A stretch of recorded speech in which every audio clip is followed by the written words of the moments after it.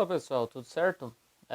No vídeo de hoje a gente vai aprender um pouquinho mais sobre algo que faz parte do nosso cotidiano, né? Muitas vezes a gente pensa que nós somos sozinhos no mundo, mas você já parou para pensar se você realmente vive sozinho, né? Seria possível uma pessoa comum aí viver totalmente isolada, né? Ou seja, sem o contato humano? O que acontece quando a criança nasce, né? O primeiro ato que uma criança desenvolve ao nascer é o ato de chorar. E por que ela faz isso, né? Ela faz isso porque ela precisa de alguém que a escute e que perceba que ela está ali e que ela precisa ser, digamos assim, ela precisa de segurança. Aí a mãe pega o bebê, coloca ao seio e amamenta esse bebê, né? Esse é o primeiro exemplo de que nós, seres humanos, não temos uma capacidade de vivermos totalmente sozinhos, né? Isso já vale desde o momento em que você nasce, quando você já nasce chorando, pedindo que alguém te alimente, porque você não consegue fazer isso sozinho. Se você pegar um animal qualquer aí ao nascer, o primeiro ato que ele vai fazer é o ato de levantar-se e procurar aí o alimento. Já o ser humano não, a gente precisa até lá 5, 6 anos pelo menos de ter alguém ali que nos oriente, que nos ensine que nós precisamos desenvolver certas habilidades para podermos aí sobreviver.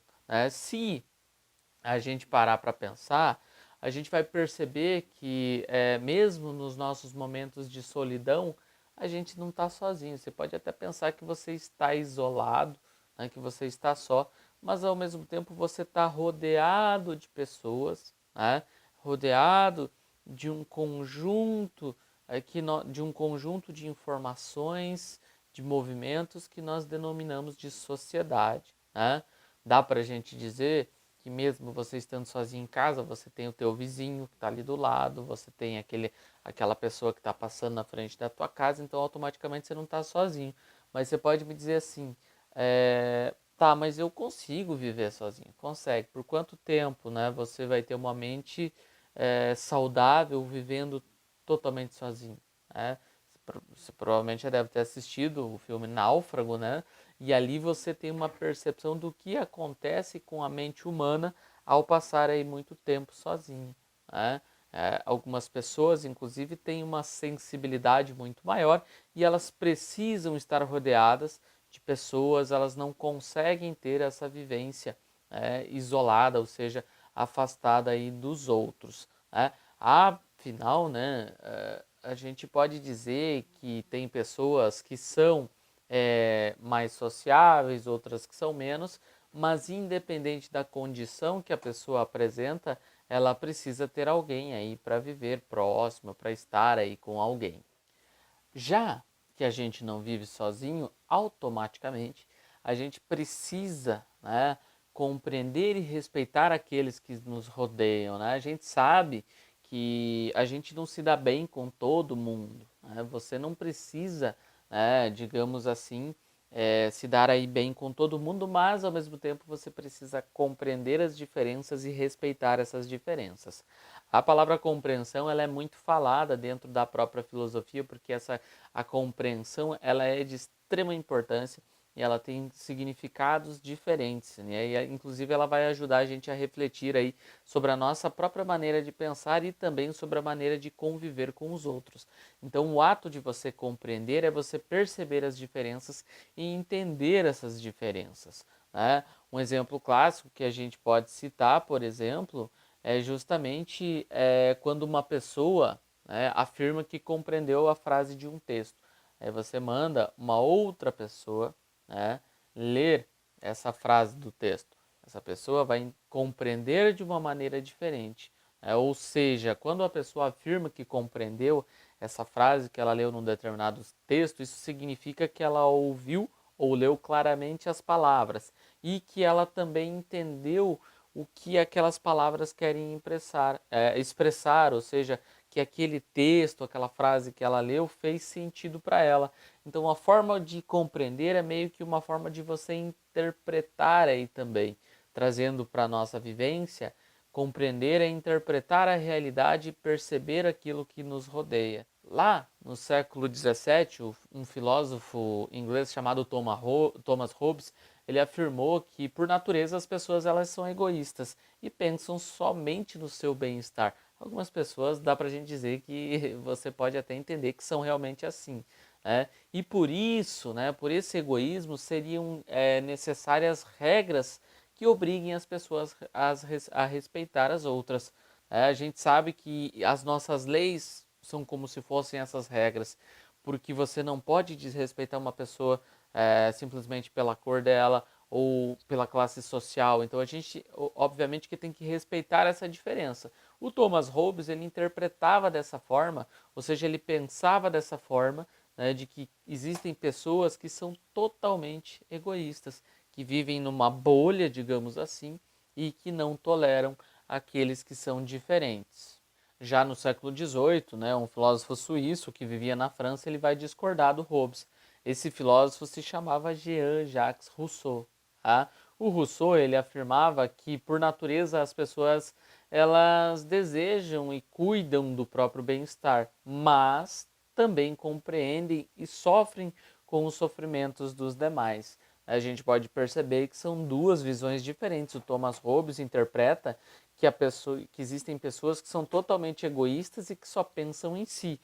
Em contrapartida, o Rousseau vem e diz que é o contrário, que a gente vai ter pessoas que são egoístas, sim, mas a gente também vai ter pessoas que se incomodam com o sofrimento alheio, né? Segundo o Rousseau, a indiferença diante aí do mal-estar dos outros era um sinal de que os seres humanos eles estavam abandonando a sua verdadeira natureza para se isolarem, digamos assim, no egoísmo.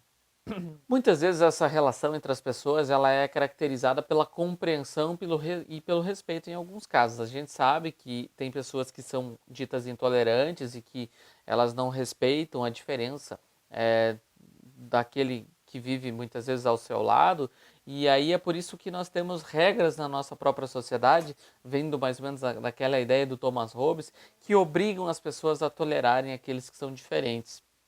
Do contrário, a gente teria uma sociedade totalmente difícil de se compreender e de se viver nessa sociedade. Se muitas vezes a relação entre as pessoas ela é caracterizada pela compreensão, ou seja, pelo afeto, em contrapartida, muitas vezes essa mesma relação ela pode se apresentar aí conflituosa e agressiva, né? Por isso, é importante que a gente reflita sobre os fundamentos de convivência humana, já que você tem que entender que ninguém é igual a você, ninguém pensa como você. Portanto, para que você consiga viver em sociedade, você tem que aprender a respeitar as diferenças e tolerar aqueles que não são iguais a você. Né? Não é porque a pessoa não tem os mesmos gostos, não tem a mesma cor da pele, não tem a mesma cor dos olhos, porque não fala como você, porque não gosta das mesmas séries, dos mesmos filmes, que você tem que se tornar intolerante. Né? A gente vê essa questão da intolerância, inclusive, muito enraizada dentro das sociedades tradicionais, né? Essa questão da intolerância com relação à cor, com a relação a gênero, sexualidade. Então, é importante a gente pensar nessa questão de que nós temos que respeitar as diferenças, já que nós também não somos iguais a todo mundo. Né? Eu costumo dizer que se todo mundo fosse igual, ia ser muito chato. Por quê? Porque o que torna a nossa sociedade interessante é justamente essa diferença que existe entre todas as pessoas. Para que a gente consiga refletir aí sobre os fundamentos da boa convivência humana, a gente precisa de 3 passos. Primeiro, entender que as pessoas elas são diferentes, né? Segundo, compartilhar dessas diferenças. Nós não somos iguais, as outras pessoas não são iguais, porém, se a gente viver em conjunto, a gente pode compartilhar aí dessas diferenças. Em contrapartida, no momento em que eu compreendo que o outro não é igual a mim e que eu compartilho desse mesmo sentimento, desse sentimento e que o outro também compartilha desse sentimento, eu aprendo que eu tenho que respeitar ali as opções, as escolhas das outras pessoas. Lá no século XVII, né, esses dois filósofos, o Thomas Hobbes e o Jean-Jacques Rousseau, entre o século XVII e século XVIII, eles vêm com essas ideias, né, de que as pessoas procuram o seu bem-estar, mas que para procurar o seu bem-estar, digamos assim, a gente tem que, obviamente, respeitar as diferenças. O Rousseau, ele dizia que as pessoas elas se preocupam umas com as outras. Já o Thomas Hobbes, ele dizia que cada pessoa se preocupa consigo mesma. De certa forma, realmente nós nos preocupamos com aquilo que nos faz bem, aquilo que nos interessa, aquilo que nós procuramos. Em contrapartida, né, existem pessoas que são muito egoístas, assim como tem aquelas pessoas que dão tudo de si para ajudar o outro, ou seja, que se incomodam com o mal-estar do outro e que entendem muitas vezes que essas diferenças são aquilo que faz com que as outras pessoas sofram muitas vezes numa sociedade tão indiferente como a nossa. É importante lembrar aqui que, apesar das ideias serem diferentes, uma questão, pelo menos, o Rousseau e o Hobbes tinham, né? Uma questão em comum eles tinham, que era de que, basicamente, para viver em sociedade, você tinha que estabelecer uma espécie de um pacto social, né? Ou seja, um acordo entre os indivíduos, onde basicamente eles tivessem um tratado de liberdade individual, ou seja, as pessoas pudessem se respeitar e se compreender ali dentro da sua própria intimidade, dentro da sua própria vivência, ou seja, para você viver em sociedade você tinha que meio que respeitar uma espécie de um pacto onde você deveria compreender e tolerar aí todas as diferenças, e a partir do momento em que você compreendesse essas diferenças, você teria uma vida mais feliz, mais justa e automaticamente, se você respeita o outro, você também vai ser respeitado, tá? Por enquanto era isso, espero que tenha ficado claro. Valeu, falou!